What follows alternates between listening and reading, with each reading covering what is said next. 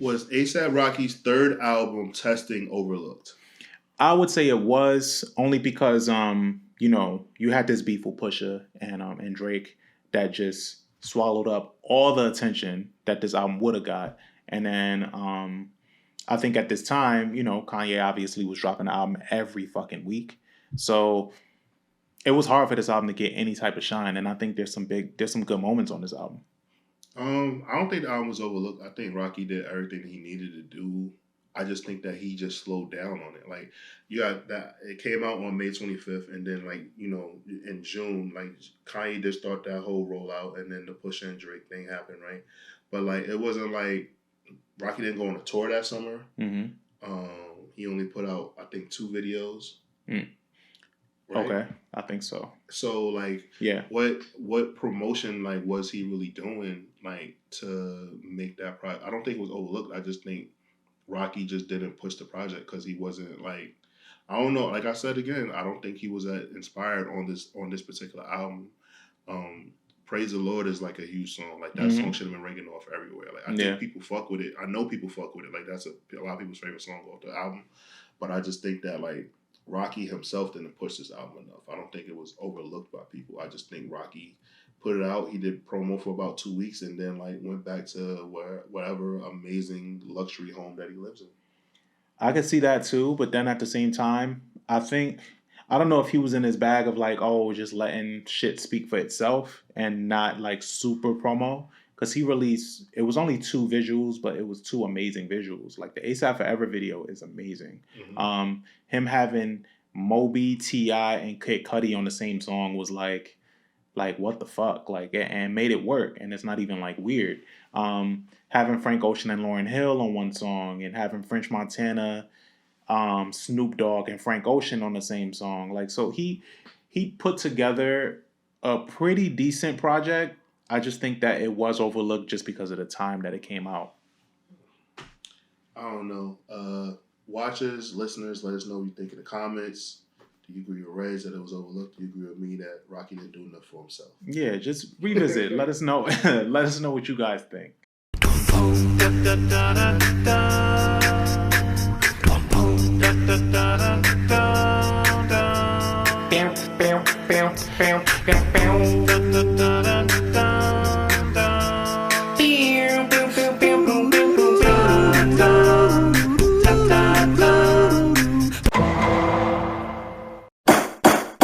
Welcome to Rap in Order, the interrogation of a hip-hop album, where we take some of the culture's most beloved hip-hop albums, put them on the stand, see if they stood the test of time.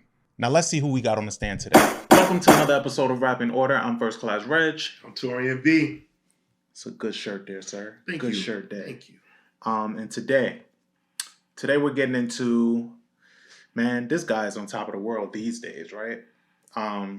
This guy is one of those, I guess you can call him a blog era MC, right? He doesn't really come up in the blog era rappers. Well, they just say ASAP Mob. Okay. Yeah. So in case you're wondering who we're talking about A$AP Rocky. This was his 3rd studio album, Testing. It was released in 2018, May 25th to be exact. And it came out at a very weird time, even though when you listen to it, it had blockbuster features. You got Lauryn Hill on here. You got Frank Ocean. Mm-hmm. You got Blood Orange on here. FKA Twigs, Kid Cudi, Skepta, French Montana, Kodak Black. It's a big, big album. What was supposed to be a big moment for him, unfortunately, was overshadowed by what? Remember the Drake and... Okay. Yeah, Drake and Pusha. Okay, so, well, it was overshadowed, period, because Kanye put out all those records in all those coming weeks, so it kind of, like, got buried. But yeah, Drake and Pusha kind of took over all of the news cycle. Yes. And so he was rolling this album out like it was supposed to be a really big deal. It was called Testing, so we knew that he was going to be experimental at the very least. And I think he was. And I think he was banking on this album being bigger than what it was. And when we were trying to think about albums that we were going to revisit, I was like, man, yeah, we should revisit Testing and see how digestible that is now compared to before. Because I'll be the first to admit, when it was dropping, I was looking forward to it.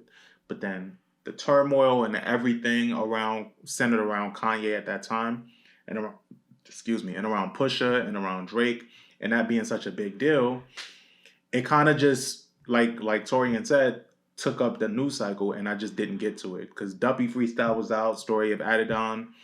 I wasn't trying to listen to fucking Testing.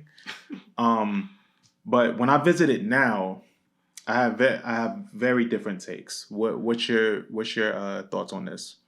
Um, ASAP Mob and ASAP Rocky especially, like they always are like ahead of the curve when it comes to like artist sounds. Like Yams had a hand like pretty much was the A&R that like Lil Uzi Vert, Playboy Cardi, Skepta.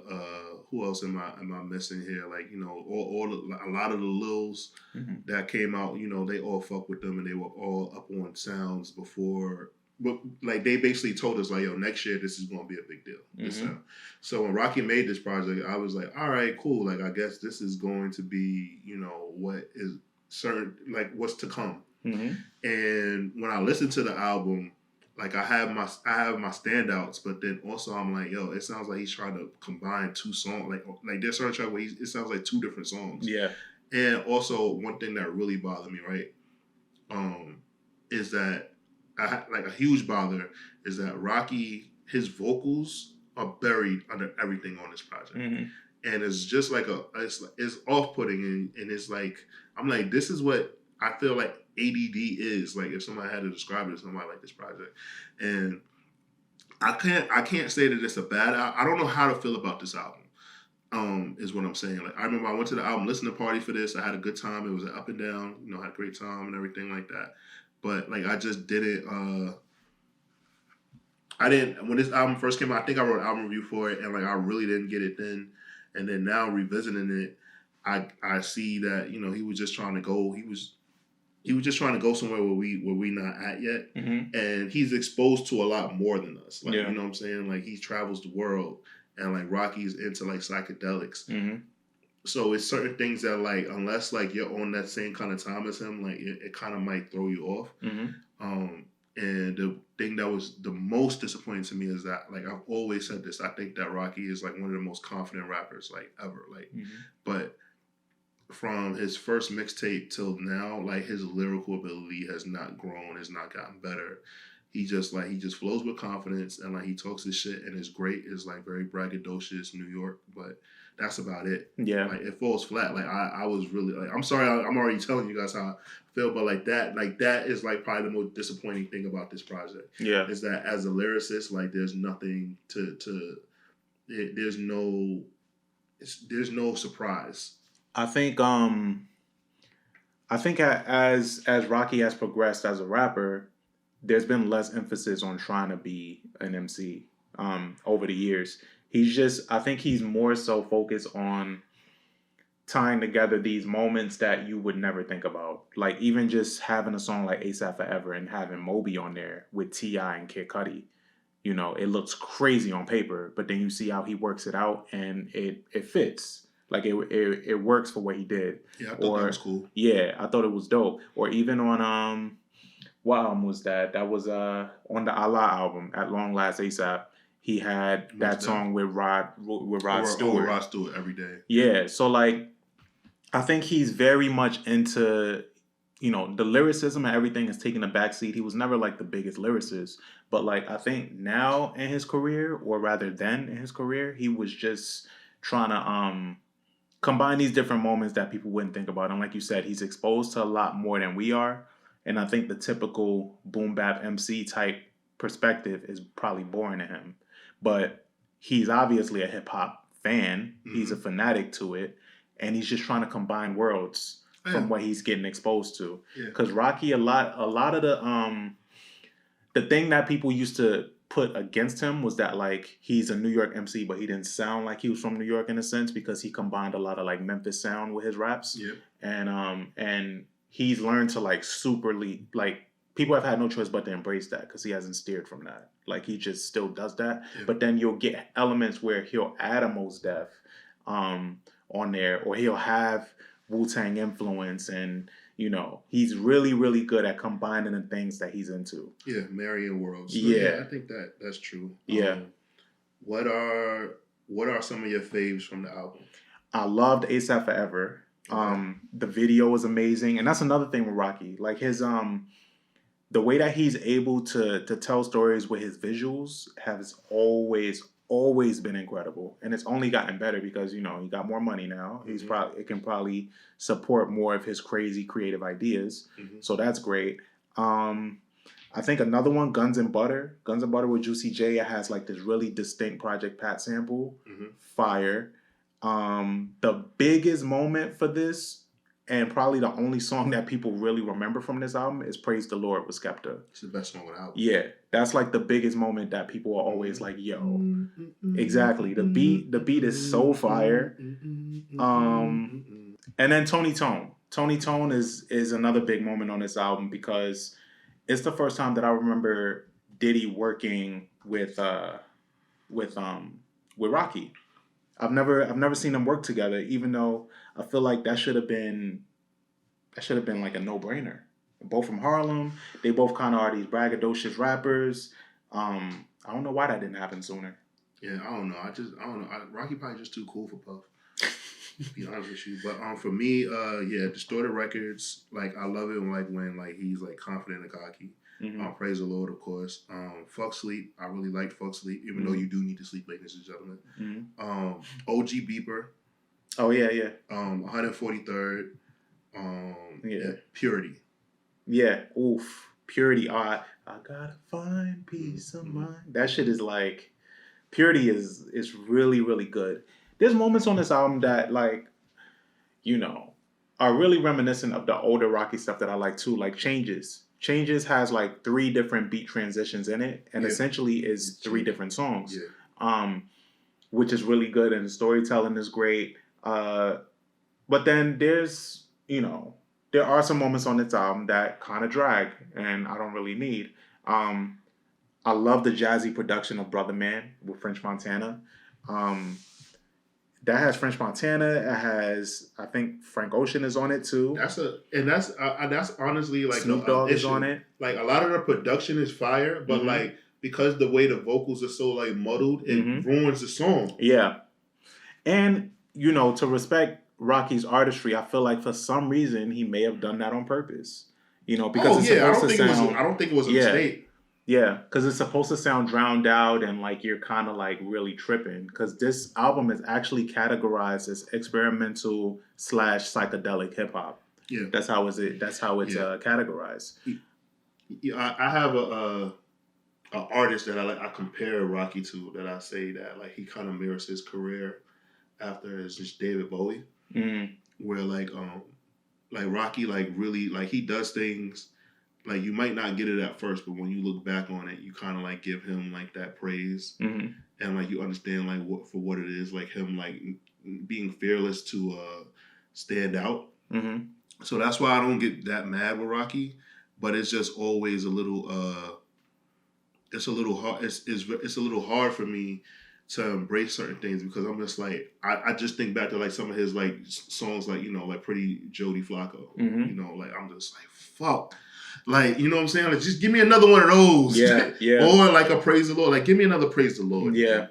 Like, but like you said, that's a good point. But then, like, just like you said too, I think he gets to a point where, not to compare him to Kanye in any way, but I think he is one of those artists that like, once you don't get too used to a sound, because he's gonna switch it up and is never gonna come back. I'll argue this is the difference though. Kanye, we kind of get a project from Kanye every year. In some capacity. Okay. Something like either it's his project or a project he's worked on. We usually get one once a year. With Rocky, he takes so much time in between projects.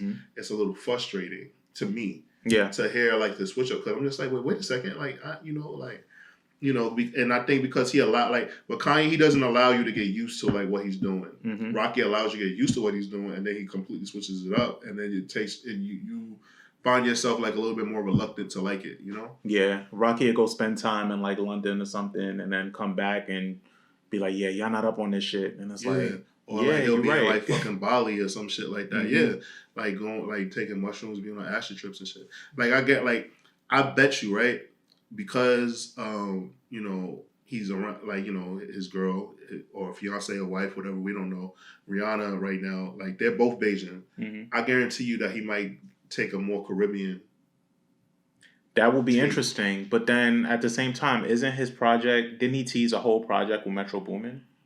I don't believe that. No, No, I don't believe it. I don't know. I think he started with Metro, and I think he's going to get other production. Okay. I feel like a lot of artists always say, "Yeah, I'm locking in," Mm-hmm. and then next thing you know, they're like, "Wait a second, you only got 4 songs with this guy." Yeah, that's true. I would just like to. I'm not sure what's next for him, but I just know he left it very open with this project. And there's a lot. There's a lot of songs on here that he really took chances with. Um, Kids Turned Out Fine was another one that stood out to me because he takes this whole approach of like, yeah, like parents don't be scared. Your kids are gonna do drugs. Your kids are gonna wild out. Your kids are gonna get in trouble, but they'll turn out fine. Like it was this very free flowing Yeah, approach. nah, but that's not true. Yeah, but it's just like, but it's interesting to me because obviously he made this before he was a dad. So now I'm wondering like what his thought process would be like I'm because pretty now sure. he's a father of two. I think it's a little. It's going to be a little switched up, but I don't Mm-hmm. think it's going to be the. I don't think he'll be the same. I don't think he'll be happy if he finds out that Riz is doing coke. Yeah, it's a very laid back and a ballsy statement to make for somebody that ain't got kids. Yeah. At that time. Right. Yeah. So I see that. I really feel like he missed jams. Yeah. And I think that the only person that could probably like come in and help like restore that feeling for Rocky in a sense is Tyler.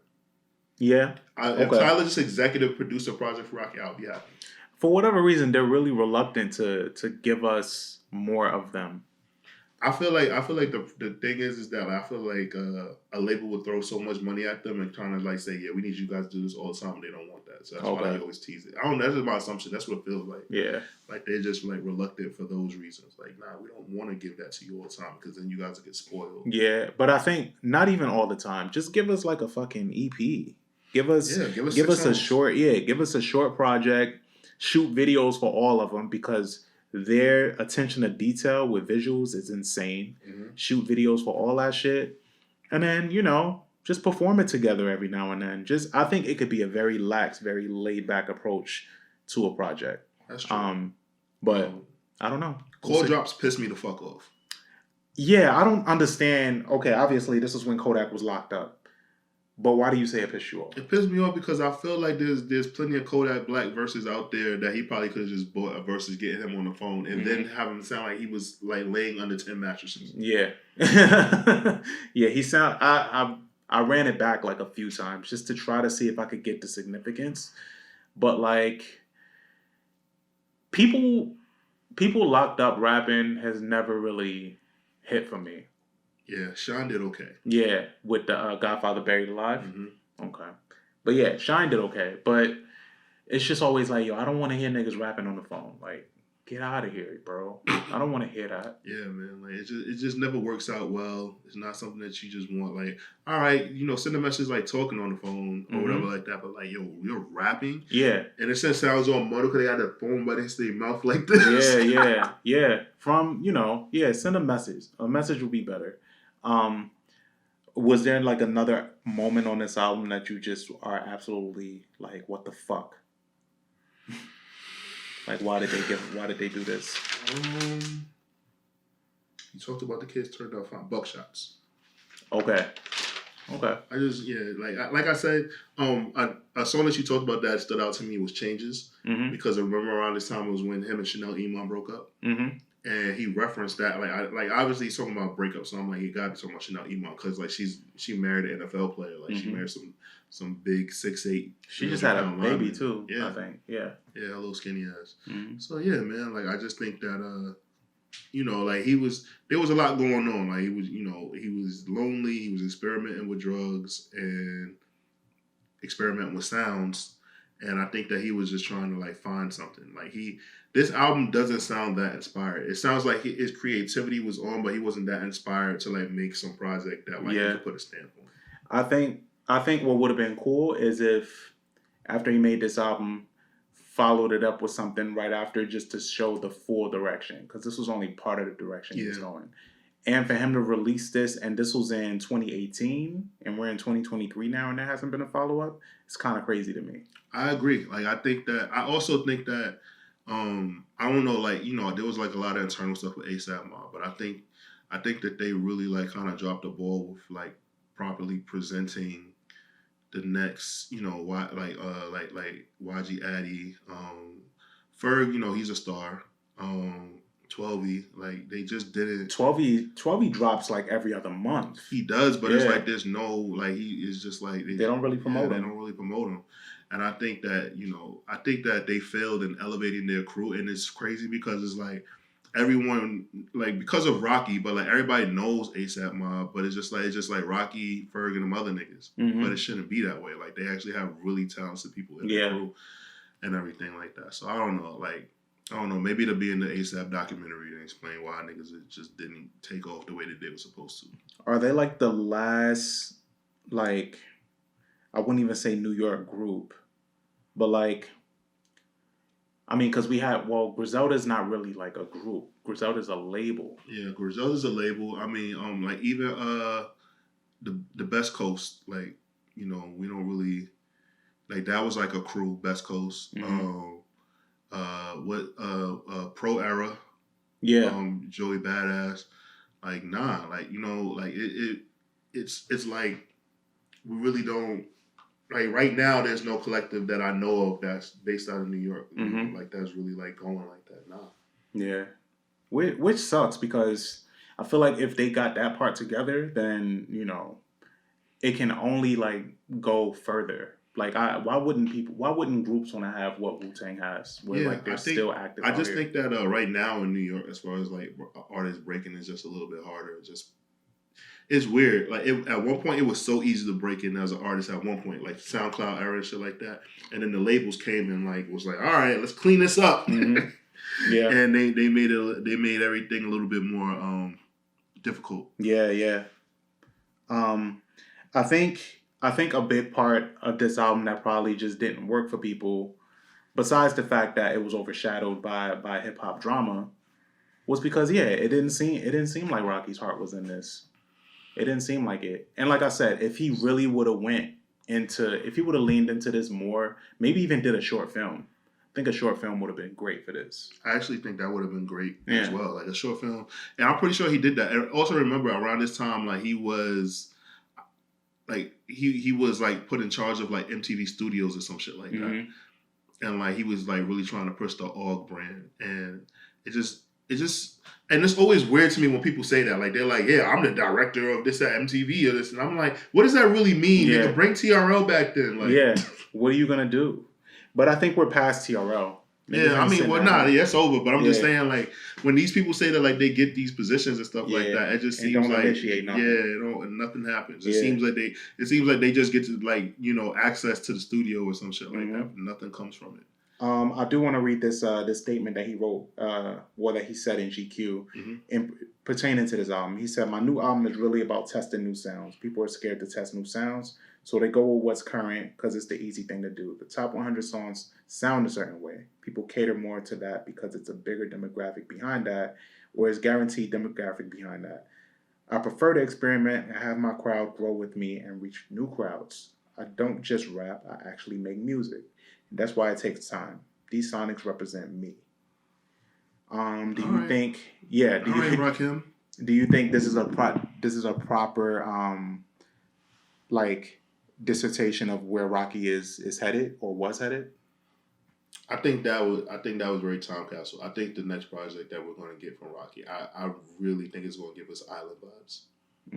I really do. I really think like him because he stayed and where the fuck is Rihanna from again? I was about to say Bahamas.